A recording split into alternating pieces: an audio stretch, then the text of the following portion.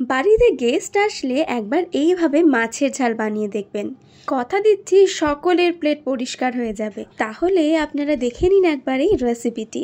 মাছের পিসগুলোই লেবু, হলুদ, নুন মাখিয়ে প্রথমে 5 মিনিট রেখে দেবেন। তারপর গরম তেলে সেগুলোকে ভালো করে ভেজে তুলে রাখবেন। আর সেই সঙ্গে 2 রকমের মশলা বানিয়ে নিতে হবে। এখানে আমরা গুঁড়ো মশলা একদম ব্যবহার করিনি, সবটাই বাটা মশলা। পেঁয়াজ, আদা, রসুন, লঙ্কা একটা পেস্ট বানিয়ে নেবেন। আর সেই সঙ্গে পোস্ত, কাজু বাদাম, কিশমিশ, ধনেপাতার আর একটা পেস্ট বানিয়ে নেবেন। তারপর মাছ ভাজা তেলে কালো জিরে, শুকনো লঙ্কা, তেজপাতা, জিরে বাটা, পেঁয়াজ, আদা, রসুন, কাঁচা লঙ্কা বাটা দিয়ে মশলাটাকে ভালো করে কষিয়ে নিতে হবে। মশলা কষানো হয়ে গেলে স্বাদ মতো নুন, পোস্ত, কাজু বাদাম, কিশমিশ, ধনেপাতা বাটা এবং সেই সঙ্গে টক মিষ্টি ফেটানো দই দিয়ে সব কিছুকে ভালো করে মিশিয়ে নেবেন।